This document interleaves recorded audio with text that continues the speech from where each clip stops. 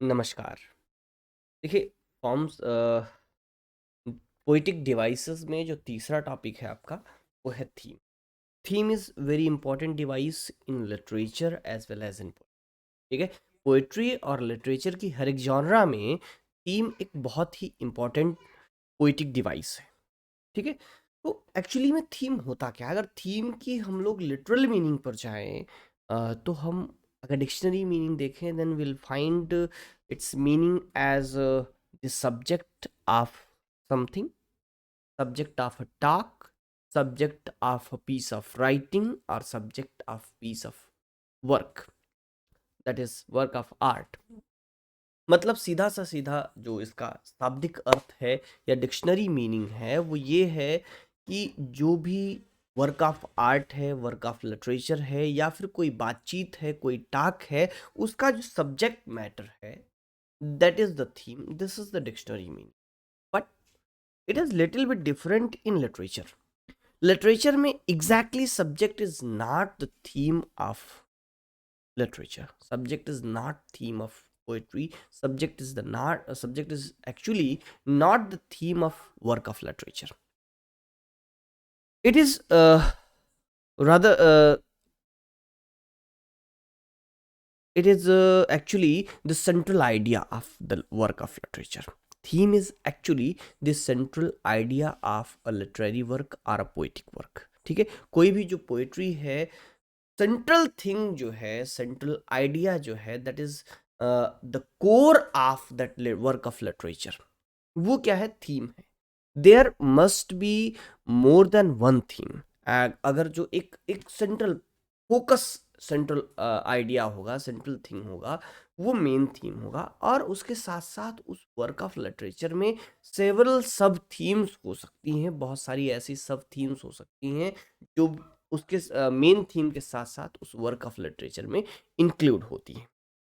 M H Abraham की बहुत famous work है जिसको कहते हैं अ ग्लोसरी ऑफ लिटरेरी टर्म्स। उसमें एम एच अब्राहम लिखते हैं कि theme is sometimes used interchangeably with motive. अब मोटिव आपको समझना होगा कि मोटिव क्या है। ठीक है। मोटिव जो है वो किसी भी वर्क ऑफ आर्ट में, किसी भी वर्क ऑफ लिटरेचर में वो एलिमेंट होता है, वो पिक्चर होता है, वो लाइन होती है, वो थिंग्स होती हैं जो रिपीटेडली अकर करती हैं, रिपीटेडली आती हैं उस वर्क ऑफ लिटरेचर में। जैसे मान लीजिए कि कोई पर्टिकुलर इमेज है, वो किसी वर्क ऑफ लिटरेचर में कंटिन्यूअसली रिपीट हो रही है, दैट इज द मोटिव। तो ये कह रहे हैं कि कभी कभी इसको थीम और मोटिव को चेंजेबली माना जाता है, एक माना जाता है, बट एक्चुअली थीम मोटिव दोनों डिफरेंट चीजें हैं। ठीक है। आगे लिखते हैं ये, but the term is more usefully applied to a general concept और डॉक्ट्रिन।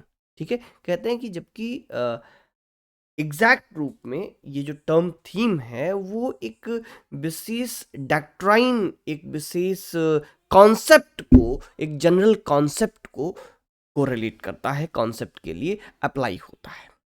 ठीक है। डॉक्ट्राइन एक कॉन्सेप्ट क्या है? जो कि उस वर्क ऑफ लिटरेचर के पीछे काम करता है, जो कि उसका सेंट्रल कोर होता है। क्लियर। आगे लिखते हैं M H Abrams, that is whether implicit or asserted within an imaginative work is designed to involve and make persuasive to the reader। ठीक है। वो एक ऐसा सेंट्रल कॉन्सेप्ट होता है, सेंट्रल थिंग होता है जो कि रीडर को परसुएट करता है उसको उस बात को कैरी करने के। ठीक है। फॉर एग्जाम्पल अगर आप समझें, दैट इज आपके सिलेबस में प्रिस्क्राइब जो पहली poem, first poem, that is sonnet by William Shakespeare, sonnet 116, 116 number sonnet है, that is based on the theme of love. ठीक है। उस सोनेट की जो थीम है वो लव है। आपकी दूसरी जो पोएम है that is sunrising, that is also related to love, theme of love. ठीक है। एंड एसे ऑन मैन है, एसे ऑन मैन का जो थीम है आगे उसी पोएम में पोएट डिस्क्राइब करता है एक लाइन में, to vindicate the ways of God to man. ठीक है। तो जो एसे ऑन मैन है उसका थीम है, पोएट खुद ही बता देता है, that is to vindicate the ways of God to man. जो ईश्वर के रास्ते की तरफ के रास्ते हैं मनुष्य के लिए, उसको बताना, उसकी तरफ ले जाना ही क्या है इसका थीम है। फिर आगे आपने पैराडाइज लास्ट के विषय में सुना होगा, famous epic bye John Milton. उसका भी थीम बिगिनिंग में ही वो बता देते हैं, main theme that is to justify the ways of God to man. ठीक है, तो ये मेजरली क्या है, ये थीम्स हैं। और मेजर थीम के साथ साथ क्या होता है, वहां पर कुछ सब थीम्स भी होते हैं। ठीक है, जरूरी नहीं है कि सब थीम हो, कुछ जगह पर मिलेंगे, कुछ जगह पर नहीं मिलेंगे। तो this is the theme. Theme क्या है? Theme is actually the core idea behind the work of literature. ठीक है, core thing, core idea, core subject that poet or the writer want to deliver to the reader.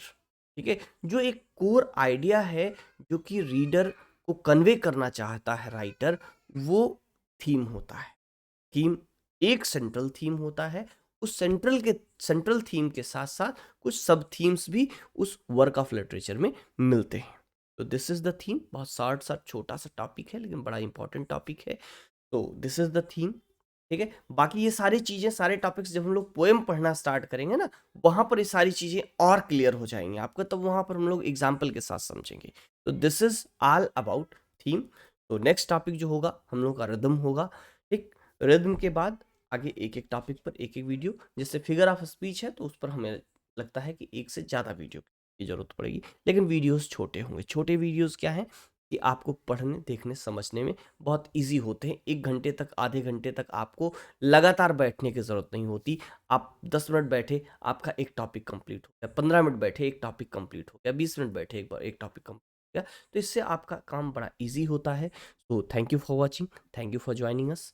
अगर आप ये video app पर देख रहे हैं, वेल एंड गुड।